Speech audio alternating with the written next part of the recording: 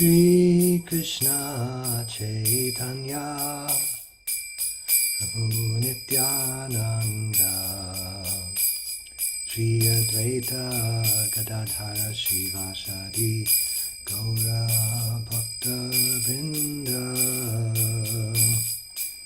Shri Krishna Chaitanya Prabhu Nityananda Shri Advaita Gadadhara Shivasadi Gaur Bhaktavinda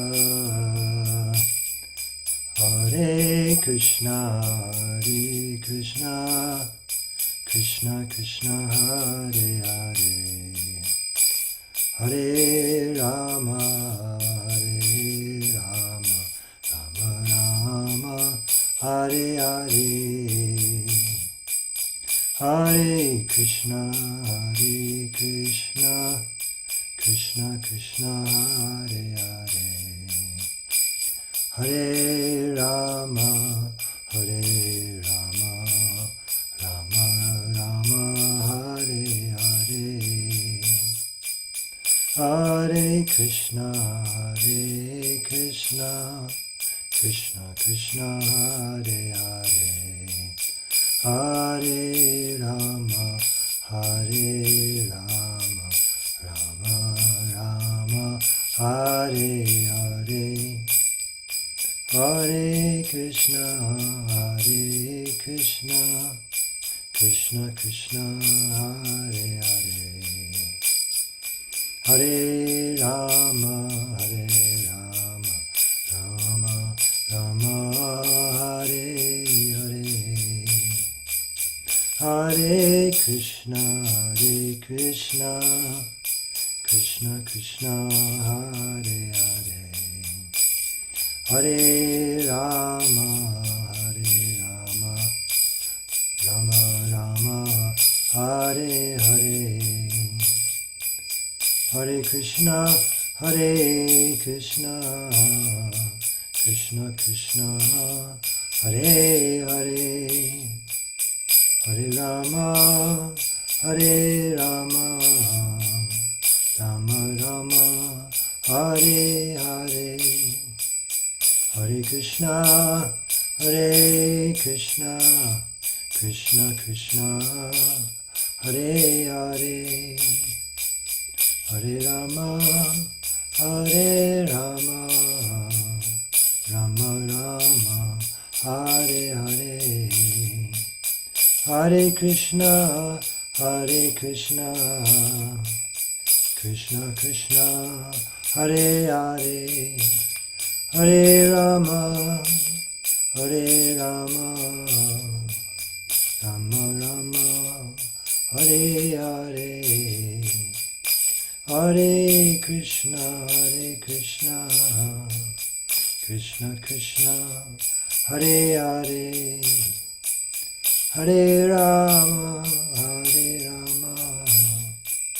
Rama Rama Hare Hare Hare Krishna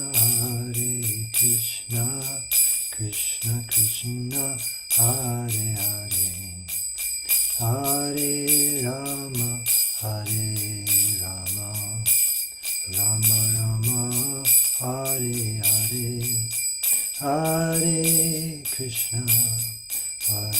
Krishna Krishna Krishna Hare Hare Hare Rama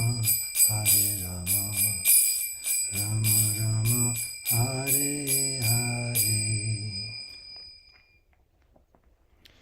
Jayam Vishnupad Paramahamsa Parivrajagacharya Ashtotar Satta Shri Srimad A.C. Bhaktivedanta Swami Prabhupada Ki Jai Anantakoti Vaishnava Vrinda Ki Jai Namacharya Haridas Thakur Ki Jai Prem Se Kaho Shri Krishna Chaitanya Prabhu Nityananda Shri Advaita Gadadhar Shri Vasari Gaur Bhaktivinoda Ki Jai Shri Shri Radha Krishna Gopa Gopinath Shyama Kunda Radha Kunda Giri Govardhan Ki Jai Vrindavan Dham Ki Jai Navadvip Mayapur Dham Ki Jai Ganga Mayi Ki Jai Jamuna Mayi ki jai, Bhakti Devi ki jai, Tulsi Devi ki jai, Samaveta Bhaktavrinda ki jai.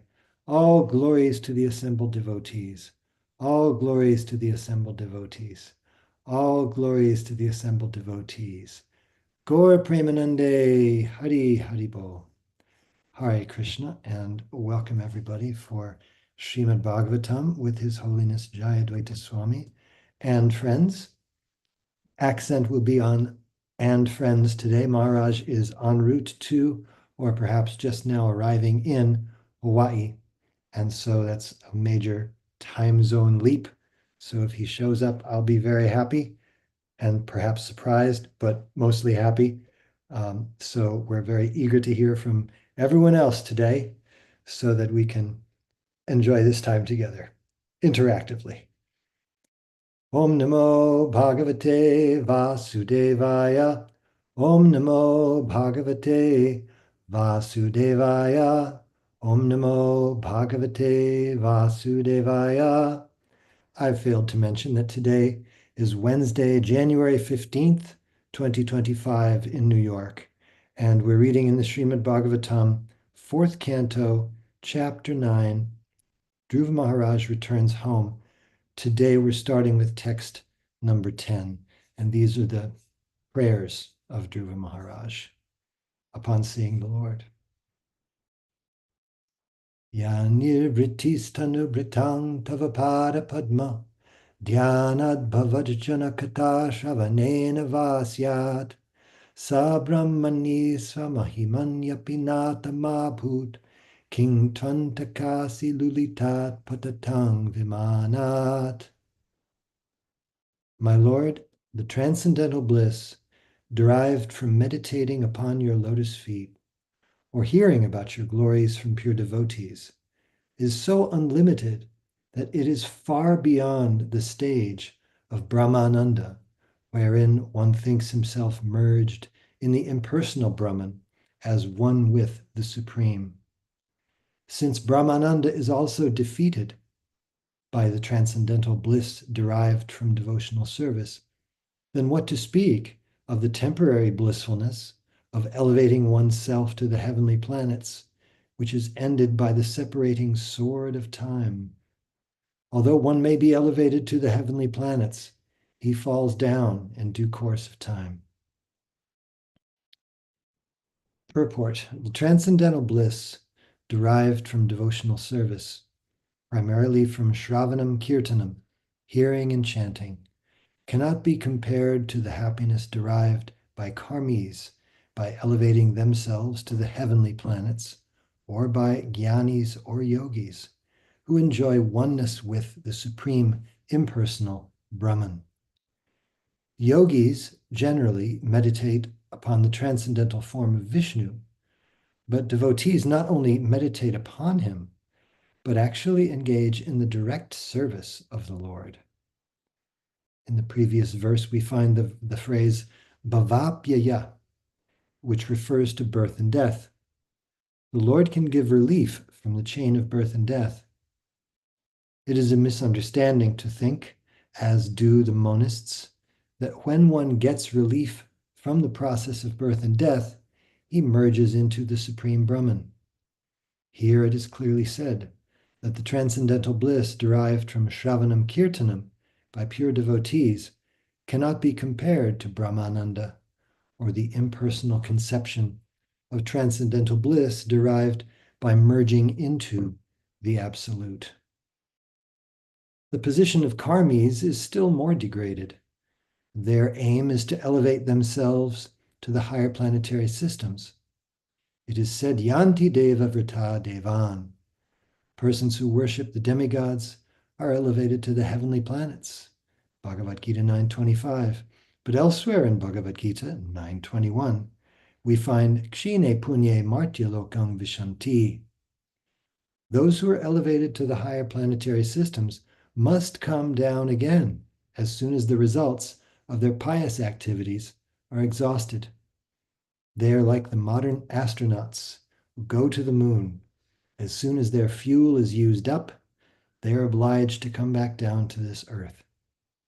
as the modern astronauts who go to the moon or other heavenly planets by force of jet propulsion have to come down again after exhausting their fuel, so also do those who are elevated to the heavenly planets by force of yajnas and pious activities. Antakasi lulitat, by the sword of time, one is cut from his exalted position within this material world, and he comes down again. Dhruva Maharaj appreciated that the results of devotional service are far more valuable than merging into the absolute or being elevated to the heavenly planets. The words patatang vimanat are very significant. Vimana means airplane. Those who are elevated to the heavenly planets are like airplanes, which drop when they run out of fuel.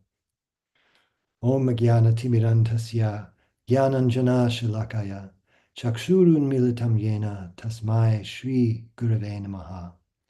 Shri Chaitanya Manopistang Stapitam Yena Bhutale Svayam Rupa Kadamahyam Dadati Svapadantikam.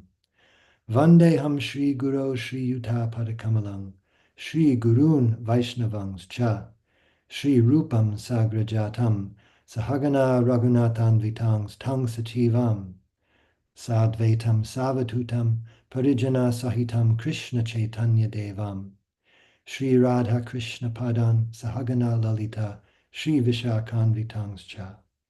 Hey Krishna Karuna Sindho Dinabandho Jagatpate Gopesha Gopika Kanta Radha Kanta Namostute. Tapta Kanchana Gaurangi Radhe Vrindavaneshwari Vrishabhanu Sute Devi Pranamami Hari Priye Vanchakalpatarubhyascha Kripa Sindhubhya Evacha Patitanam Pavanebhyo Vaishnavebhyo Namo Namaha. Shri Krishna Chaitanya Prabhu Nityananda Shri Advaita Gadadhara Shri Vasari Gaur Bhaktivinoda. Hare Krishna Krishna Krishna Hare Hare Hare Rama Rama Rama Hare Hare. So Dhruva's speaking to the Lord directly, and in doing so, he's relating his present state of mind. He's realizing all these things as a result of the Lord's blessing him with his darshan and with his conch shell. And here he's understanding and expressing that all of the pleasure that people are seeking, whether it be through pious activities, getting good karma, good reactions from your good karma, or whether it's the idea of meditating on the Lord with the idea of somehow magically becoming one with him, are just insignificant. He understands that this is just completely not worth anyone's time. And he's expressing this to the Lord directly. It is interesting also that that is the nature of the search of the soul is for happiness, and we're going to look for it in some way or other. And even the highest means that people think you can search for pleasure by being a good person, by being very renounced or whatever, learned, smart, all those things just have no significance in comparison to devotional service. And these are things that we're hearing. This is Dhruva Maharaj's blessed realization in this regard. And also the realization of so many other personalities who have offered similar prayers to the Lord. So we can take it on faith from them that whatever else we may think we want to seek, whatever benedictions within this material world that are available, they're insignificant, and we can take that amount on faith. Let's see if there are some comments or questions, or yes, before we continue here. Saraswati Mata, Jai, please go ahead. Pranams to all.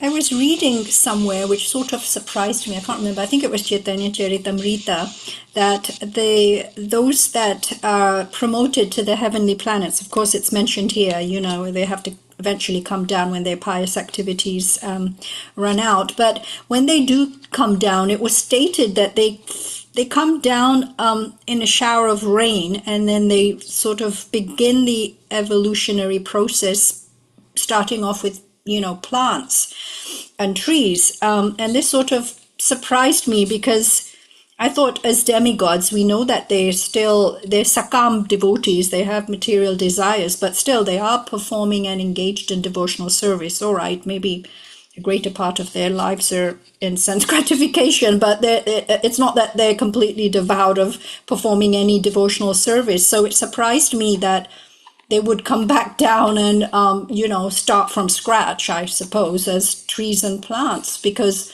we know that those who've sort of engaged in heinous sinful activities become trees, and things like that. So it just surprised me that demigods, when they come down, they start off in that way. I don't know if you have any thoughts on that. And I'm available to read if you need. Hare Krishna. Hare Krishna. Yes, I'm certainly happy to hear you. And I did have some thoughts as you were speaking. One is that, yes, it is surprising, since we would expect that someone who's living the life of a demigod in the heavenly planets, that they're sakama devotees, but they're definitely devotees. And why would you think that such a person would have to take birth as something like a plant or some life form lower than human, where the opportunity for devotional service isn't even available? And that would certainly, to me, be a what do you call a cautionary fact that it's not worth it. It's just not worth it to go up and then have to come way back down again. Uh, yeah, yeah, we're warned off that path in so many ways. Not only is the path risky and full of trouble, and also practically in the age of Kali unobtainable, but it carries with it the uh, the dubious hope of taking birth as a plant sometime later on. So don't bother, I guess, but there may be some uh, further ways that say Maharaj might answer your question, or address that concern. But yeah. And here Dhruva Maharaj basically brings up the same point. Why bother? The Prabhupada points out this one word here. Where is it? Patatam vimana, just like a falling airplane. The fuel is your pious credit, burns up, you come back down. What good is that? It's like going on vacation. You have to come back from vacation. So the real desire of the living entity, honestly, is, how can I have a good time and not have to come back from vacation? Like, who wouldn't want that? But without knowing about the process of devotional service, we're like on the Ferris wheel, going up and down, over and over again. And we think this is all there is. This is the best, take the good with the bad and whatever. But antakasi lulitat. I like this word, lulitat. You don't see that very much. Lulitat means being destroyed. It's the only place it occurs in the Bhagavatam. By the sword of death. These yeah, these things are there. Uh, we're being cautioned in so many ways. Something else, some other comments or questions. There's certainly a lot here. Jai Maragupta Prabhu. Hare Krishna. It's a relevant point, he says, that those who promote Brahman have nothing to compare it with, because that's all they know. But those who have devotional service to compare with Brahman always promote devotional service. Yeah. Good point. Good point. I'm going to read that again. It's a relevant point that those who promote Brahman have nothing to compare it with, because that's all they know. But those who have devotional service to compare with Brahman always promote devotional service. Yeah, I was reading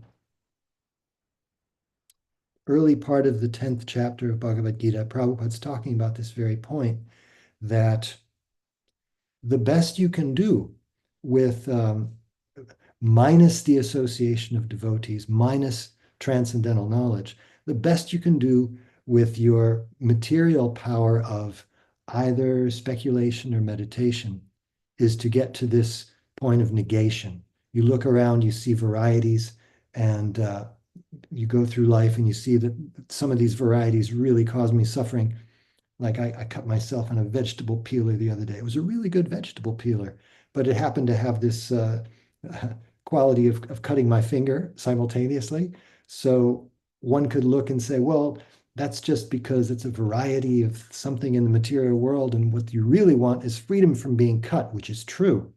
Um, but that the homogeneity that you can come up with without understanding or hearing about Krishna and variegated transcendental personality, that's as far as you can get.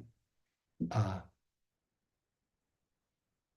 and here we have something more here. Oh, yes, yes, Praveen Krishna Prabhu has presented this from the Upanishads, from Bhagavad Gita, chapter 8. Chandogya Upanishad describes the Vedic sacrificial process.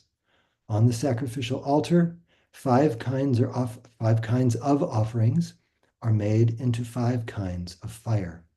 The five kinds of fire are conceived of as the heavenly planets, clouds, the earth, man and woman, and the five kinds of sacrificial offerings are faith, the enjoyer on the moon, rain, grains, and semen.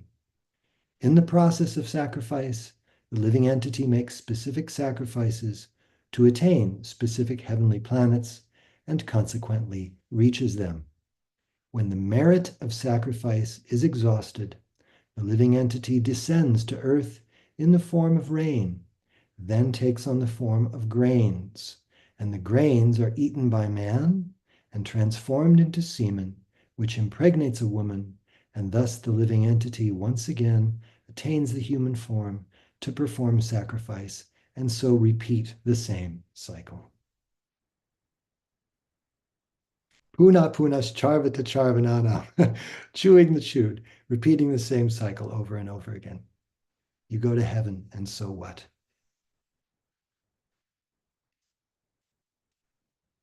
I'm just looking at let's see if Srila Vishwanath has something to say, as he often does on this particular verse. So verse number 10. So it's a chunky purport. The verse is rendered this way: the bliss for your servant, available from meditating on your lotus feet, or from hearing about your pastimes from the devotees, is not available in your form of greatness known as Brahman. What to speak of the happiness for those who fall from the pleasures of Svarga? And in his commentary, Srila Vishwanath gives an extended version of Dhruva's prayer, essentially. So this is in quotes. Dhruva is saying this. I'm not sure. I'll just read it and you can figure out what it's being said here. Since you mentioned that the Lord gives freedom from birth and death, then the result of worshiping the Lord must be merging in Brahman, since this is devoid of enjoyment of the material body. End quote. Though you say people desire this, the wise do never desire it at all.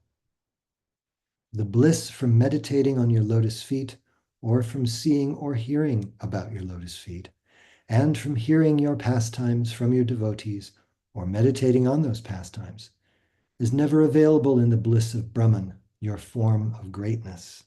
Mahima means a state of greatness. You are great, but the Brahman is your state of greatness. It is only the quality of pervading everywhere. How can there be bliss in Brahman to the same extent that it exists in you?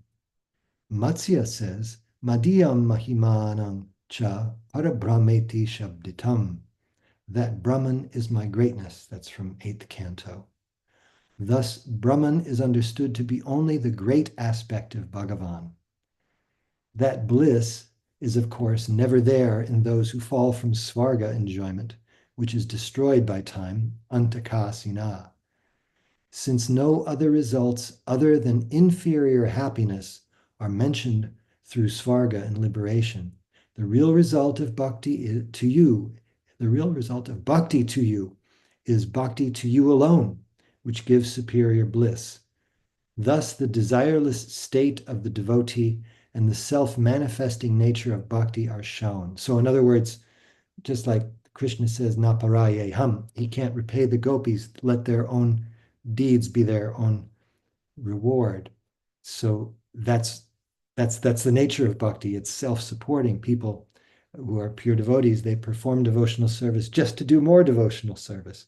Whereas there's an external goal for people that have got other desires, whether it be liberation or heaven. You want liberation or you want heaven. But with bhakti, you just want more bhakti. It feeds itself, because that's all that somebody wants once they get it. I found it amusing that Prabhupada uses this example of astronauts and the moon and fuel and things like this. This is the fourth canto. So this is the early 70s when he's writing this, and the news at that time is still full of NASA and space exploration, this or that. It still is, but not to the highly media covered status that it was back then.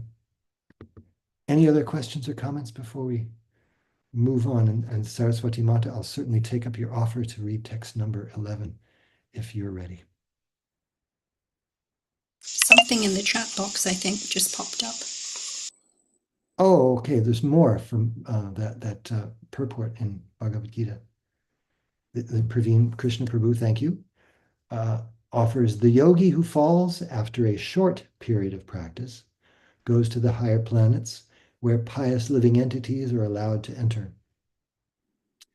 After prolonged life there, one is sent back again to this planet to take birth in the family of a righteous Brahmana Vaishnava or of aristocratic merchants. Those who fail because of material allurements are allowed, by the grace of the Lord, to make full utilization of their material propensities. And after that, they are given opportunities to live prosperous lives in righteous or aristocratic families. It appears that he's offering these statements in response to your comments, Saraswati Mata. So Yes, but I still stand by what I believe I read not too long ago. So I'm going to try, I don't have time right now, but I'm going to try and find the reference. Pretty sure it came from Chaitanya Charitamrita. So because that's that stomped me when I'd read that. But anyway, let's proceed to text 11. All right, thank you. Bhaktim muhu pravahatam tvahi me prasango Puyadananta mahatam amalasyananam Yenanjashodbanamuru vyasyananam bhavaptim Nishya bhavadguna katham amritapanamataha. Translation. Dhruva Maharaja continued, O unlimited Lord, kindly bless me so that I may associate with great devotees who engage in your transcendental loving service constantly, as waves of a river constantly flow. Such transcendental devotees are completely situated in an uncontaminated state of life. By the process of devotional service, I shall surely be able to cross the nascent ocean of material existence, which is filled with the waves of blazing fire-like dangers. It will be very easy for me, for I am becoming mad to hear about your transcendental qualities and pastimes, which are eternally existent. Purport. The significant point in Dhruva Maharaja's statement is that he wanted the association of pure devotees. Transcendental devotional service cannot be complete and cannot be relishable without the association of devotees. We have therefore established the International Society for Krishna Consciousness. Anyone who is trying to be aloof from this Krishna Consciousness Society and yet engage in Krishna Consciousness is living in a great hallucination, for this is not possible. From this statement by Dhruva Maharaja, it is clear that unless one is associated with devotees, his devotional service does not mature. It does not become distinct from material activities. The Lord says, Satam prasanganam mama virya samvido bhavanti ritkarna rashyanaha. Bhagavad Gita 3.25.25. Only in the association of pure devotees can the words of Lord Krishna be fully potent and relishable to the heart and ear. Dhruva Maharaja explicitly wanted the association of devotees.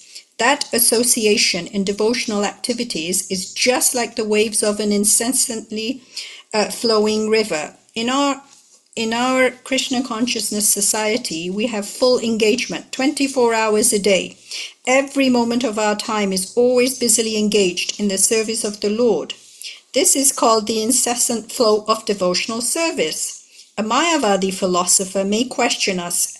You may be very happy in the association of devotees, but what is your plan for crossing the ocean of material existence? Dhruva Maharaja's answer is that it is not very difficult. He clearly says that this ocean can be crossed very easily if one simply becomes mad to hear the glories of the Lord. Bhavad Guna Katha, for anyone who persistently engages in hearing the topics of the Lord from Srimad Bhagavad Gita, Srimad Bhagavatam, and Chaitanya Charitamrita, and who is actually addicted to this process, just as one becomes addicted to intoxicants, it is very easy to cross the nations of material existence. The ocean of material nations is compared to a blazing fire, but to a devotee, this blazing fire is insignificant because he is completely absorbed in devotional service.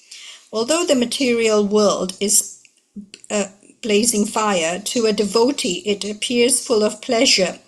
Vishvam Purna Sukhayate. The purport of this statement by Dhruva Maharaja is that devotional service in the association of devotees is the cause of the development of further devotional service. By devotional service only is one elevated to the transcendental planet Goloka Vrindavan, and there also there is only devotional service, for the activities of devotional service both in this world and in the spiritual world are one and the same. Devotional service does not change. The example of a mango can be given here. If one gets an unripe mango, it is still a mango. But when it is ripe, it remains the same mango, but it has become more tasteful and relishable. Similarly, there is devotional service performed according to the direction of the spiritual master and the injunctions and regulative principles of Shastra. And there is devotional service in the spiritual world rendered directly in association with the Supreme Personality of Godhead. But they are both the same. There is no change. The difference is that one stage is unripe and the other is ripe and more relishable. It is possible to mature in devotional service only in the association of devotees. Om Gyanantimirindasya Gyananjana Shalakaya Chakshuranmilitam Yena Tasmai Shri Guruve Namaha. So straight away Dhruva Maharaja points out the qualities of pure devotees. Such transcendental devotees are completely situated in an uncontaminated state of life. So this uncontaminated state of life means that, like Krishna, the pure devotees are situated on the platform of pure goodness, which another word for that is Turiya, the fourth platform. We've got the verse Sattvam Vishuddham Vasudev Saptitam. So they're completely free from the three modes of material nature. And by their association, we too can be influenced, impacted, guided in order for us to also become elevated to that same stage of pure goodness.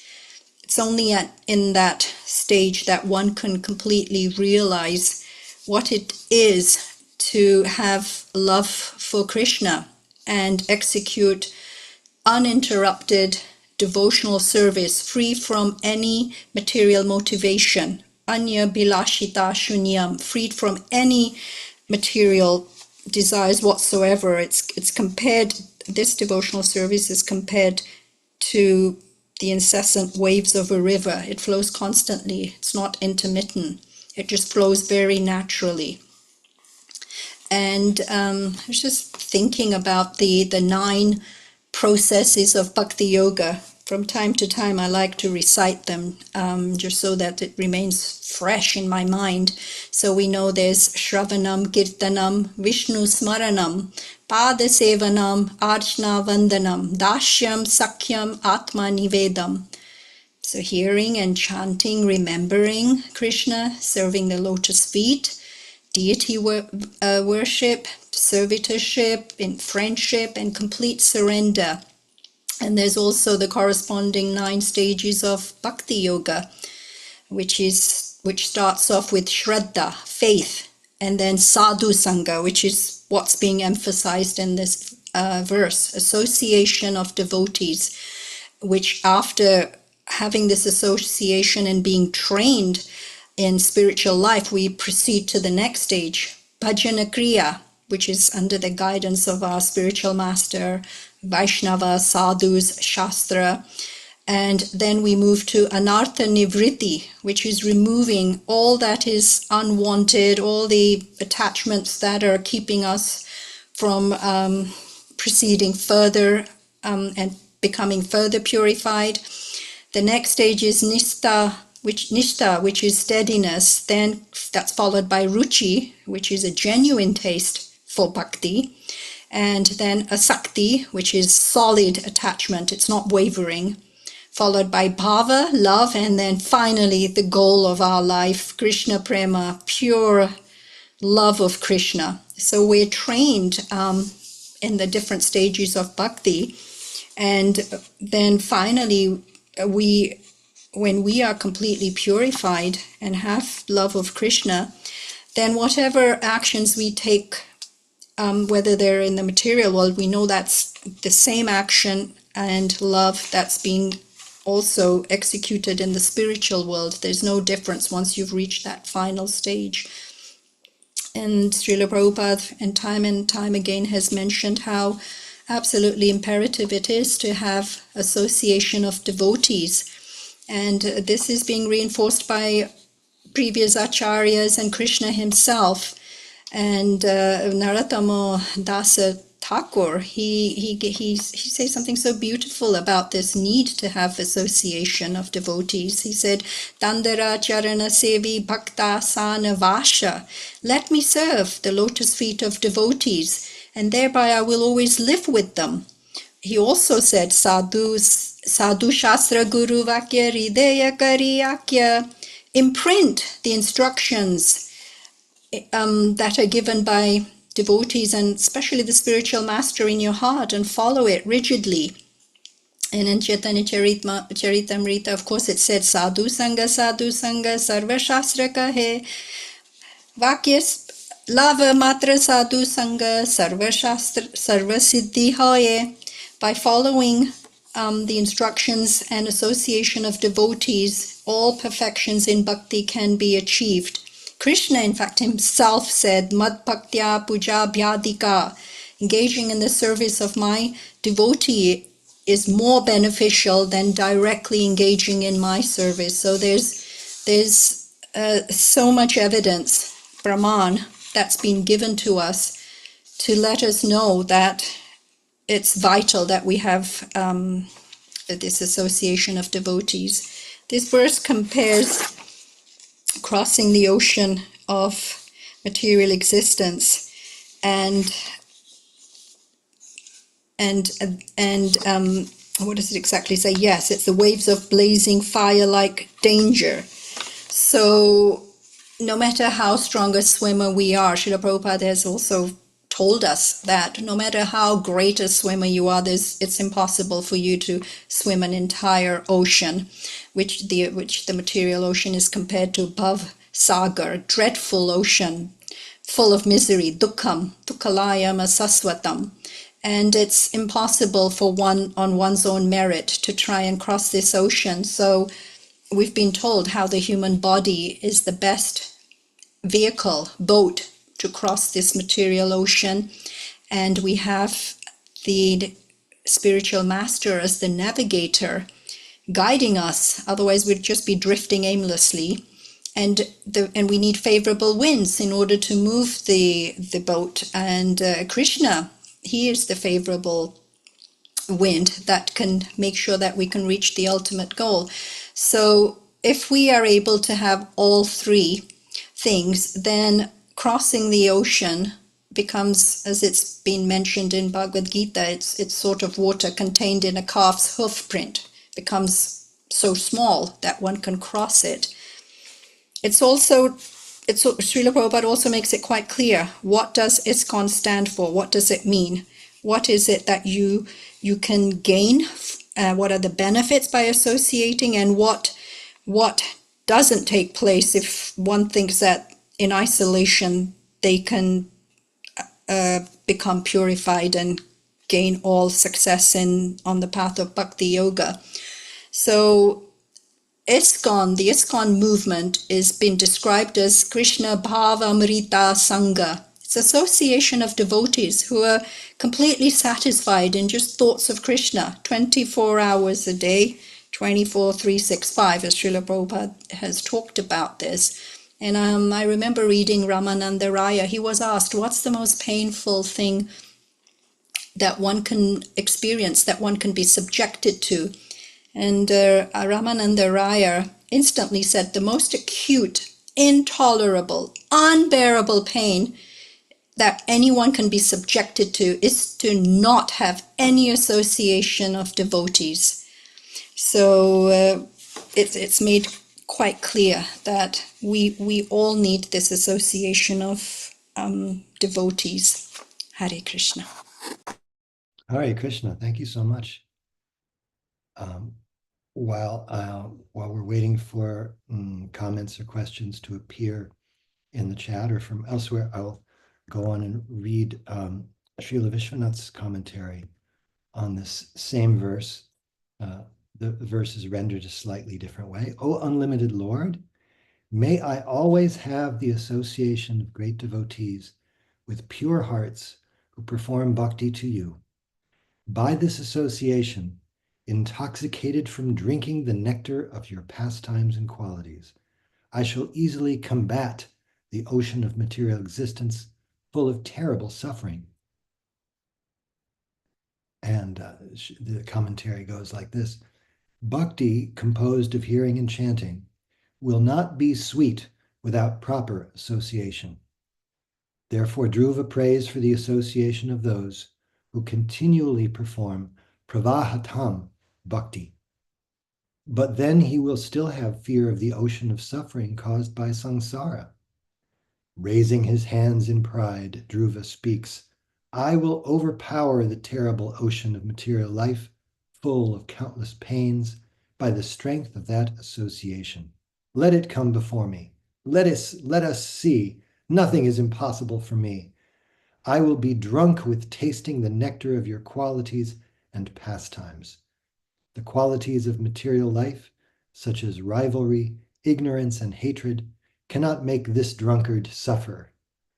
Even death cannot touch the person who has drunk immortal nectar. By bhakti, produced from association with devotees, one directly meets the Lord. Then one again prays for association with devotees.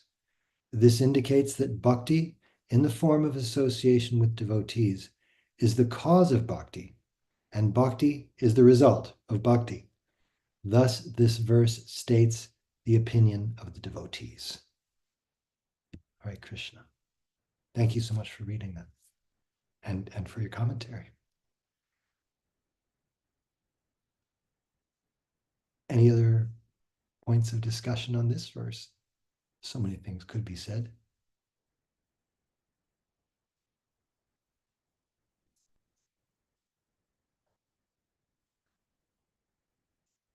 All right. So let's see. Vijay Krishna Prabhu, are you able to read our next text, number 12? Yes, I am. Kendra Prabhu, can you hear me? Very well, thank you. Thank you very much. You're most kind. Text 12.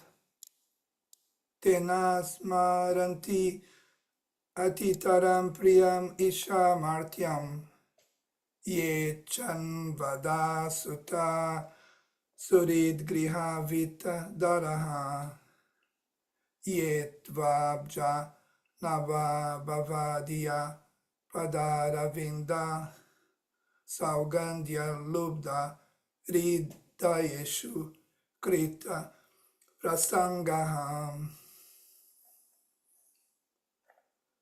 Translation. O Lord, who have a lotus navel, if a person happens to associate with a devotee whose heart always hankers after your lotus feet, seeking always their fragrance, he is never attached to the material body or, in a bodily relationship, to offspring, friends, home, wealth, and wife, which are very, very dear to materialistic persons. Indeed, he does not care for them. Purport. A special advantage in devotional service is that devotees not only enjoy the transcendental pastimes of the Lord by hearing and chanting and glorifying them, but also are not very much attached to their bodies, unlike the yogis, who are too attached to the body and who think that by performing bodily gymnastic exercises, they will advance in spiritual consciousness. Yogis are generally not very much interested in devotional service. They want to regulate the breathing process. This is simply a bodily concern. Here, Dhruva Maharaj plainly says that a devotee has no more bodily interest. He knows that he is not the body. Therefore, from the very beginning, without wasting time in bodily exercises, a devotee searches out a pure devotee and simply by his association becomes more advanced in spiritual consciousness than any yogi. Because a devotee knows that he is not the body, he is never affected by bodily happiness or distress. He is not interested in bodily relationships with wife, children, home, bank balance, etc., or in the distress and happiness which come from these things. This is the special advantage of being a devotee. This status of life is possible only when a person is interested in associating with a pure devotee, who always enjoys the fragrance of the lotus feet of the Lord.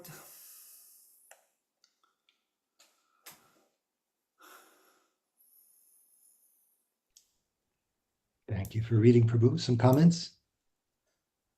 Yes, a very quick one.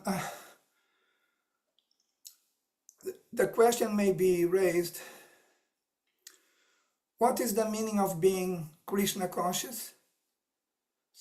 And we got the answer to such a question in the purport when we read that in accordance with the statements of Srila Prabhupada in the purport, that if we are Krishna conscious, we are never affected by bodily happiness or distress. On the contrary, if we are Krishna conscious, we are always enjoying the fragrance of the lotus feet of the Lord. And if I may, I would like to explain in my limited way of explaining what is the meaning of enjoying the fragrance of the lotus feet of the Lord. My guessing is that if we are enjoying the fragrance, always enjoying the fragrance of the lotus feet of the Lord, that is the same as realizing how eternal we are, no more afraid of death, which can cause so much anxiety in the living entity. And then we are always enjoying the sublime knowledge which derives from being associated with the supreme knower of everything, never more in ignorance, always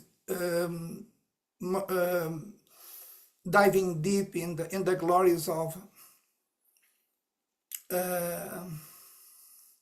the knowledge, like in Bhagavad Gita.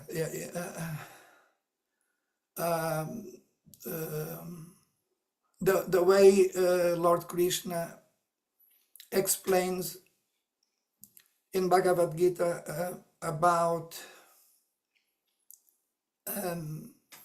what Arjun needs to understand in order for Arjun to fight and help to enthrone his brother Yudhishthira Maharaj,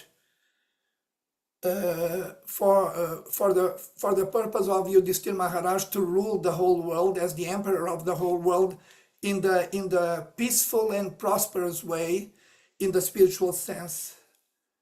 In the same way, if we are always enjoying the fragrance of the lotus feet, we will get the required knowledge for us to live our lives in the most peaceful and prosperous way, in the material and in the spiritual sense. And finally, the bliss that derives from all of that.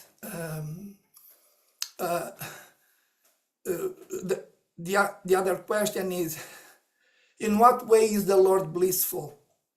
What kind of bliss is experienced by the Lord? If the case is that we are always enjoying the fragrance of His lotus feet, we will understand what kind of bliss the Lord enjoys, and we will share in that bliss.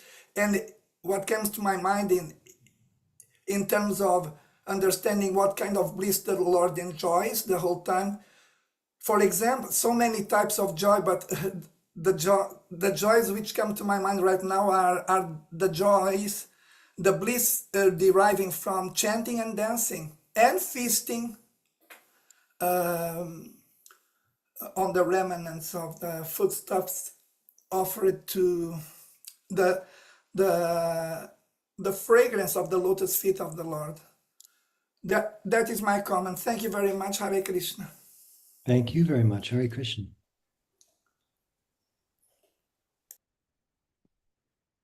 Oh, there's a hand up already. Great. Please go ahead, Saraswati Mata. I was just reminded when we read the line of how a devotee's heart always hankers after your lotus feet, seeking always their fragrance, because of course tulsi leaves are at the Lord's lotus feet, and we know how the four Kumar brothers, it was only after experiencing this fragrance that they started off as impersonalists, but it was only after that transformation took place, and they became, of course, devotees that we know and have their own parampara.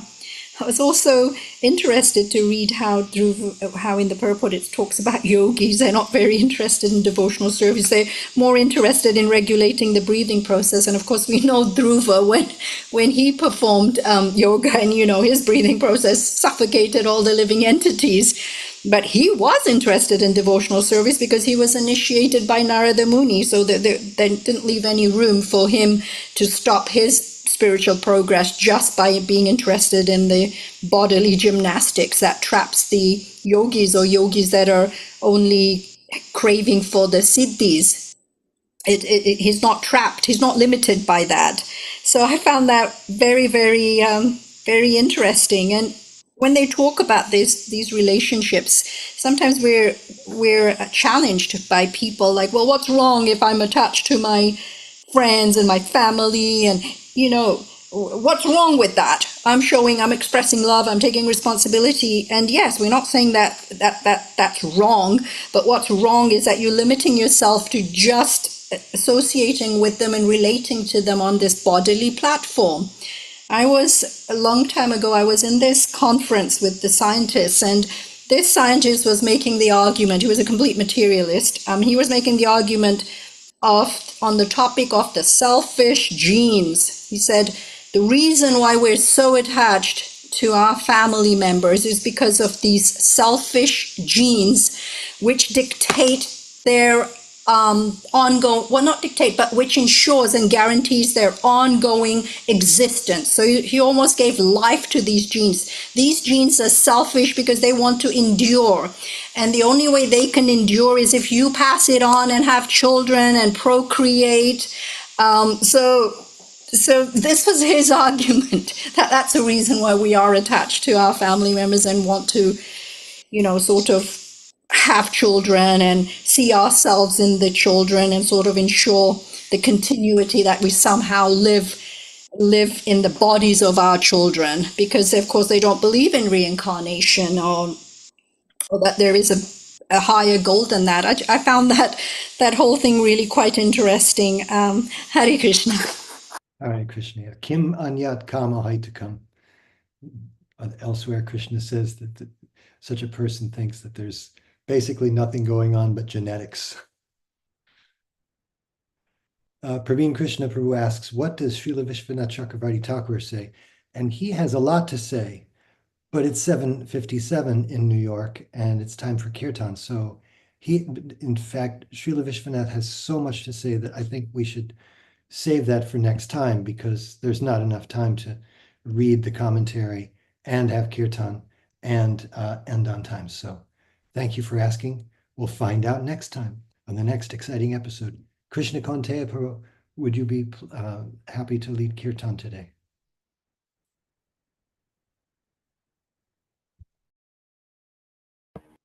Yes, Guruji.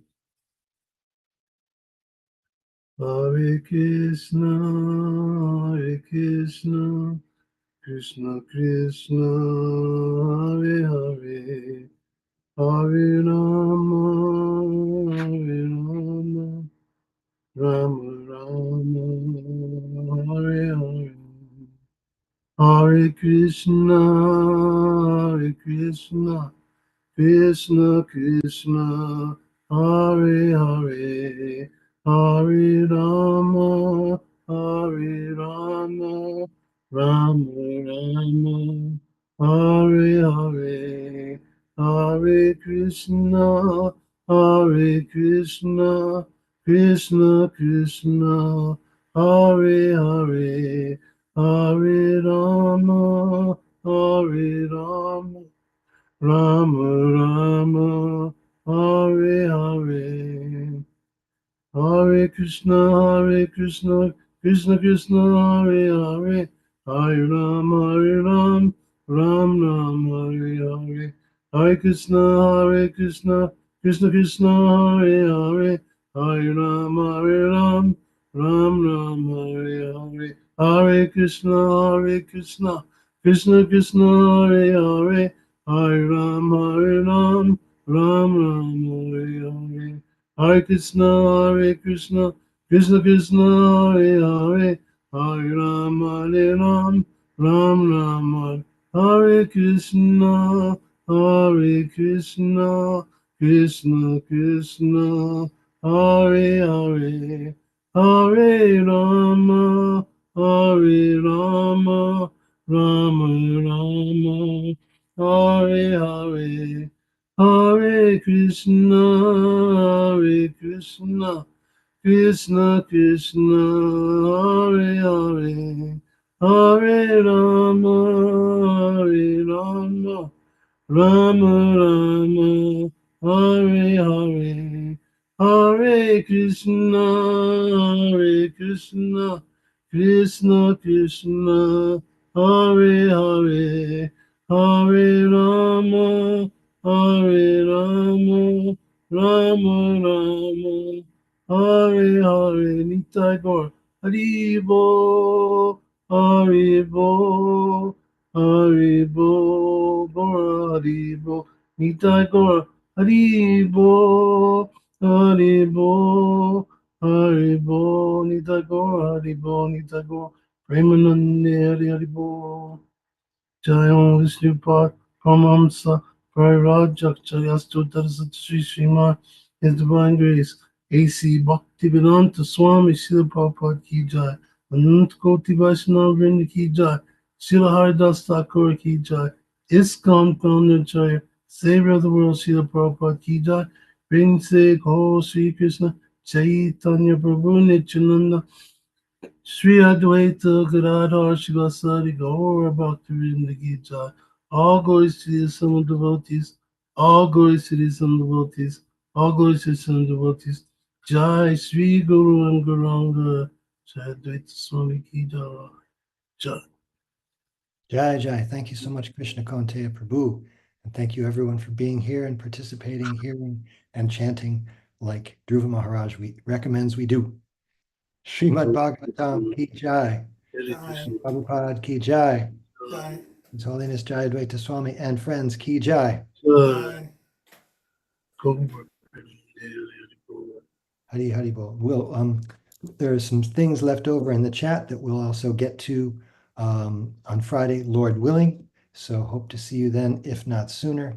And hopefully Maharaj will be with us again tomorrow night or tomorrow morning, depending on where you are. Hare Krishna. Thank you again. Hare Krishna, Hare Bo, Hare Bo, all glories to some devotees, Hare Bo, Hare Bo.